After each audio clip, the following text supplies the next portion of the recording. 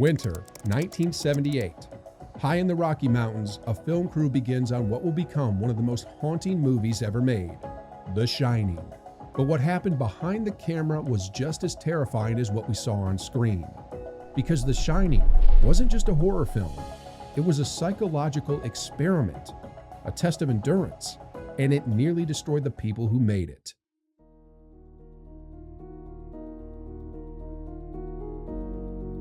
Stanley Kubrick was a genius and a nightmare to work for. He demanded absolute control, filming hundreds of takes, sometimes for a single line. Crew members said working with him was like being trapped in the Overlook Hotel itself, endless, exhausting, and quietly maddening. Kubrick filmed in England's Elstree Studios, where he rebuilt the entire Overlook Hotel from scratch. It wasn't just a set, it was a labyrinth. Corridors led nowhere, windows looked out onto walls, and every hallway was deliberately designed to be geometrically impossible. Kubrick wanted viewers and the cast to feel disoriented. Jack Nicholson later said, "It felt like we were living inside a nightmare."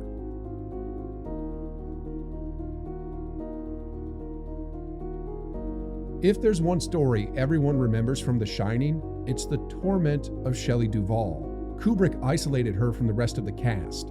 He gave her different script notes than Nicholson. He yelled at her in front of the crew. And for the famous baseball bat scene, where Wendy defends herself from Jack, Kubrick forced her to perform it 127 times. It's in the Guinness World Records for the most takes of a single scene with dialogue. Shelley later said her hair started falling out from stress. You can see her exhaustion on screen.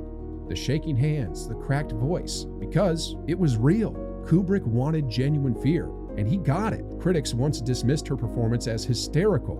Today, people call it heroic.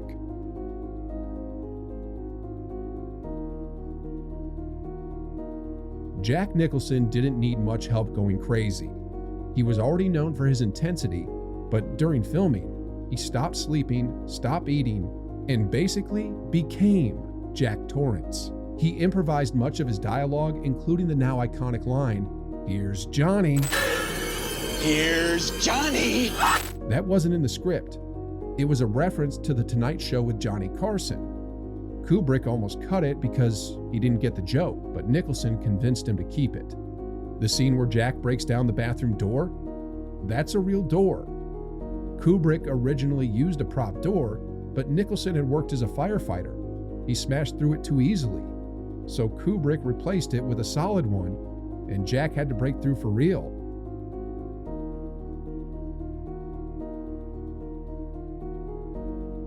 Danny Lloyd, who played Danny Torrance, had no idea he was making a horror movie. Kubrick protected him completely. He thought the film was about a family living in a hotel. The scene where he sees the bloody elevator? He didn't even see the blood until years later at the premiere. Kubrick filmed all of Danny's Shining scenes separately and told him they were dream sequences. Danny didn't realize he'd been in The Shining until he was 11 years old.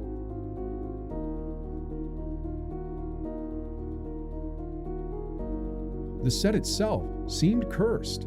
A fire broke out at Elstree Studios late one night, burning down an entire soundstage, including parts of the Overlook set. Kubrick calmly ordered it rebuilt exactly as it was before. Every window, every corridor. The crew said it felt like deja vu, as if the hotel was rebuilding itself. Kubrick was also obsessed with number patterns and symbols. Room 237, for example, doesn't exist in the real Timberline Lodge. The hotel asked Kubrick to change it from Stephen King's original room 217, fearing guests would refuse to stay there. Ironically, room 217 later became the most requested room. In the famous typewriter scene, Jack's endless pages of all work and no play makes Jack a dull boy were all hand-typed, thousands of sheets by Kubrick's secretaries. Each page was slightly different with random spacings and typos. Kubrick didn't trust a copier.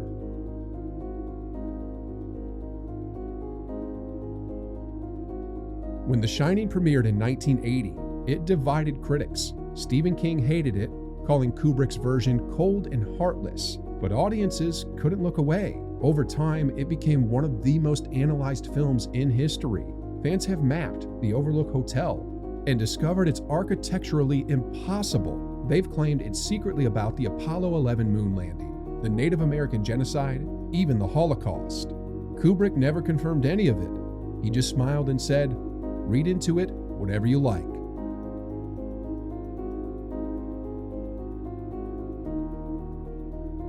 When filming finally wrapped, Shelley Duvall was broken, Nicholson was drained, and Kubrick was satisfied. He had created a film that looked pristine on the surface, but was forged in pure chaos. Behind the perfect symmetry and polished horror was a set full of fear, exhaustion, and obsession. Kubrick didn't just direct The Shining, he became the Overlook Hotel. Cold, controlling, endless. And maybe that's why it still haunts us, because The Shining isn't just a horror movie. It's a record of people losing their grip, on screen and off. When you watch The Shining again, remember, what terrified you on screen was nothing compared to the horror that happened behind the camera. Thanks for watching, and whatever you do, don't check into room 237.